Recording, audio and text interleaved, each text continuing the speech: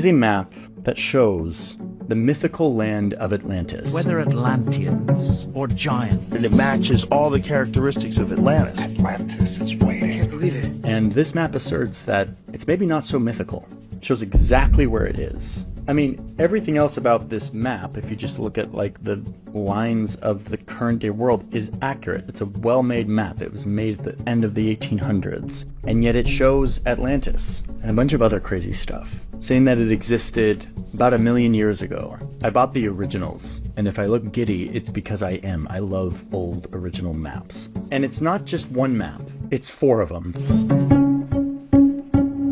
These maps claim to explain some of the greatest mysteries of human civilization. How ancient civilizations, despite not being able to communicate with each other, invented similar looking structures an ocean away. It's a story about the birth of civilization, the spread of technology. I want to tell you the story of these maps that assert that Atlantis is real and that we can learn something from it. These are effectively treasure maps, purporting to show you the location of Atlantis. They're part of this book that argues that Atlantis is real, a detailed history and explanation. So let me tell you the story of these maps, which is the story of Atlantis. So it all starts with Plato.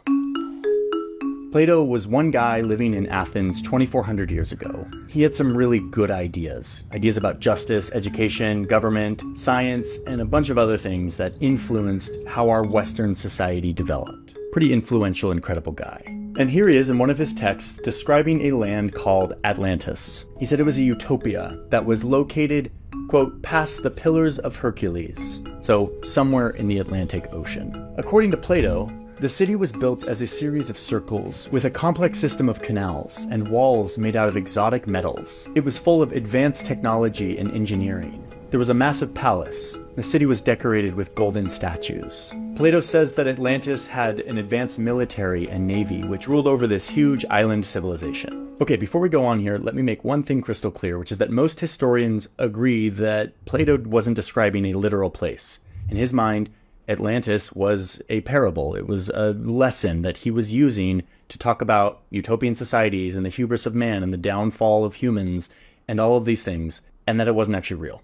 But the idea of this advanced civilization in the middle of the Atlantic did not go away. It stuck around for centuries, especially when Europeans started exploring the world. It's like the 1500s, Europeans are out discovering new lands, and a lot of these explorers were secretly hoping that they would stumble upon some advanced lost civilization, like Plato's Atlantis, where maybe they would find all these precious resources and advanced technology. But the idea of Atlantis didn't really take off in any sort of serious way until a couple centuries later, with the arrival of science. Science was not invented by Europeans in like the 1700s, but Europe was going through a scientific revolution where more and more people were tinkering with instruments and methodologies that were teaching them about reality. They were displacing the old explanation that God was responsible for all of reality, and they were gathering empirical evidence that explained the world in new ways. As a part of all of this science, European explorers were stumbling upon lost cities they thought were just myths. If these thought to be mythical cities ended up being real and scientists are finding them, what else was out there? Maybe Plato's Atlantis? So yeah, it's the 1800s, science is having a big moment, and Atlantis is trending once again. There was no concept in the mid-1800s that civilization had been around for thousands and thousands of years. You know, most people were still kind of using the Bible as the main source of information about the human past, so people thought that the Earth was relatively young. People were approaching the idea of Atlantis with a much more scientific lens. There was a bunch of scientific theories on offer at the time. For example, we were learning just how much the continents we stand on aren't fixed. They're actually all floating around, bumping into each other. And this helped explain why scientists were finding fossils that matched up with each other even though they were an ocean apart. They were seeing this same sort of thing with cultures as well. The Egyptians and the Mayans both had created pyramids, but there's no way they could talk to each other. Their arches, their writing systems, their agricultural practices, all very similar. How could you explain this? And this is where this idea caught hold. What if there was one civilization where all of this knowledge had stemmed from? One that was perhaps right in between the new and old world. What if it was Plato's Atlantis? People in Europe and America really started to think about Atlantis through the lens of science. They started producing books and lectures and studies and graphs and maps. So here's where the story gets a little bit wild. I'm going to show you finally what these maps show. But this is also where things get a little bit dark. These maps were created by a Scottish banker turned amateur cartographer and anthropologist at the very end of the 1800s and into the early 1900s. You have to understand something about that time. Yes, a scientific revolution was taking place. Yes, science was trending and we were revolutionizing everything about how we saw the world. And yet at the same time, there was another revolution, which was a spiritual revolution. People were throwing off the old ways of thinking about God, but were still in this kind of awkward middle ground where they wanted to embrace science, but they also had some like leftover thinking from like the religious days, making claims about reality, but using kind of superficial empirical evidence, and then filling in the blanks, connecting the dots with more evidence that they had gathered by being in touch with spirits or psychic powers. These clairvoyant powers boosted their ability to do science, which, wasn't really science. We're talking about the late 19th century, and so we don't know that much. We don't have some of the same skills and the same tool set that we have today in archaeology. And this makes Atlantis the perfect target for this sort of thinking. And it's that kind of thinking that produced these maps. This first one, Atlantis at its prime. So you can see that you have a map of the modern day world. That's all this black back here. Okay, that's like the map today. But then the red shading over it is what the author, William Scott Elliott, says the world looked like all these years ago. So it looked kind of like this. The bluish green is another set of land that the author said existed a long time ago, but I'm going to focus on the red here because that's where we get Atlantis. The reason there's 4 maps is because this author wanted to represent what the world looked like over time as the ocean rose and fell, which, remember, that's a real thing that happens in real life. Tectonic plates move around and the ocean rises and falls. Like the entire west coast of the United States used to be underwater. That's like an undisputed fact. William Scott Elliott is pulling from that real scientific theory to create his own theory of Atlantis. So if you look right here, this is what William Scott Elliott says is the continent of Atlantis. It's labeled right there, Atlantis. The main population center is right here, the city of the Golden Gates. Oh, but it's not just maps. There's a whole book. Boy, this book is wild. In this book, William Scott Elliott describes in detail the city of Atlantis. It follows a lot of what Plato described in terms of a circular city that was full of sophisticated canals and palaces and stuff. But boy, William Scott Elliott takes it to an entirely new level. I mean, let me show you. Welcome to William Scott Elliott's Atlantis. An ancient civilization that reached its prime 1,000,000 years ago. Most of the details of this version of Atlantis were revealed not through real scientific inquiry, but through William Scott Elliott's brain, through spiritual clairvoyance, which he blended with a few scientific factoids at the time to build out this story. Atlantis is a circular city with this massive palace at the center. The engineering is highly sophisticated, with a complicated canal system that manages the city water.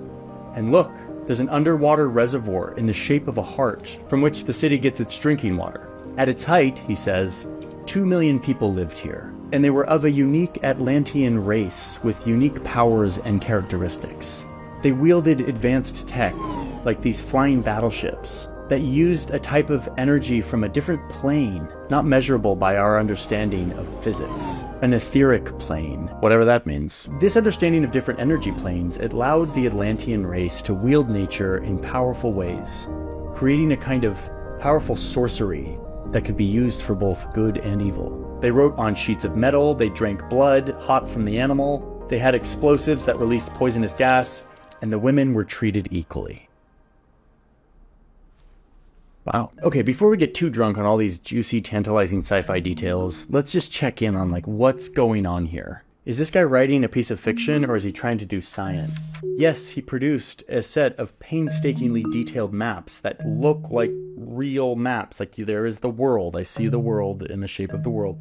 And yet he's describing a civilization with supernatural powers. All of this happening 1,000,000 years ago, which is about 990,000 years before scientists say that humans started farming, domesticating animals, and developing what would become civilization. Okay, but don't worry. William Scott Elliot has an explanation for this. Catastrophes. He says that there was a global catastrophe 800,000 years ago. It was an ice age that ripped through the Earth and reshaped the entire planet, which is how you get from this to map number 2. So here's the world starting 800,000 years ago after the big ice age. Atlantis is still here, but it's starting to kind of sink into the sea. Fast forward, that gets us to map number 3 and map number 4, according to William Scott Elliot.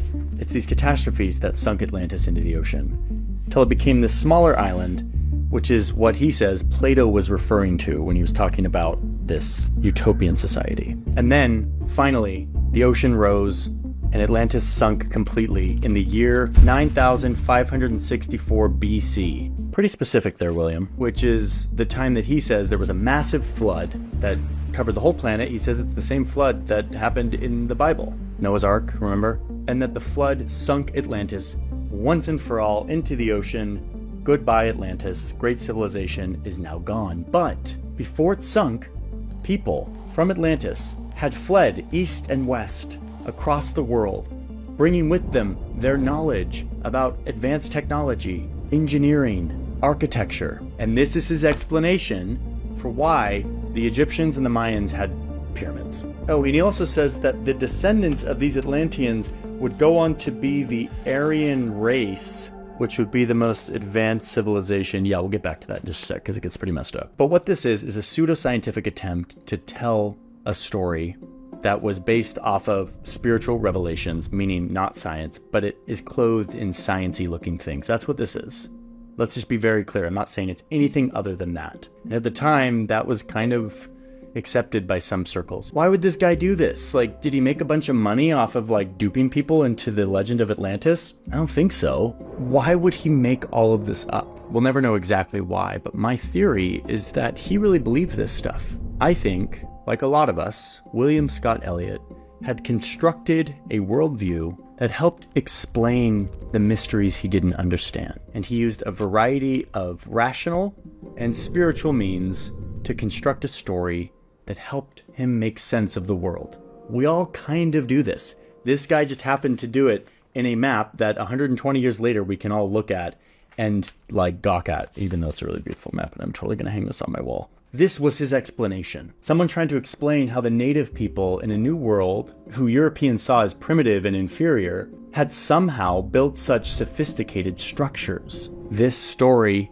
helped explain that. So the world those guys are talking about is a world in which mainly dark-skinned people are kind of backward and kind of primitive, and a cadre of white folks who are members of this advanced civilization travel around the world and give them culture.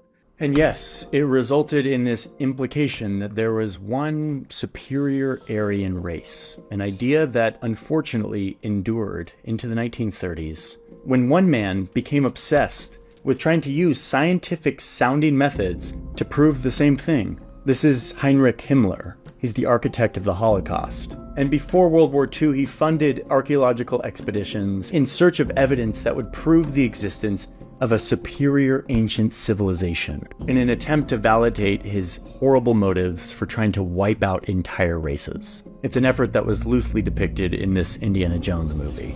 One of the leaders of this Nazi archaeological effort speculated that the ancestors of the German people were actually from Atlantis, and that they had escaped when the continent sunk and came to Germany. It was the same thing that William Scott Elliot was doing, building a bogus story using an old parable, but in this case to justify some of the most heinous acts of violence in our history. The big question that I should just answer very clearly, is there any evidence that Atlantis existed? Well, it depends what you mean by evidence. If you're someone who looks at the many mysteries in our world and is comfortable filling in the blanks with your own guesses, especially the ones that feel good, then yes, there's a million different things that you could look at, connect the dots on, that would make you believe that Atlantis is real.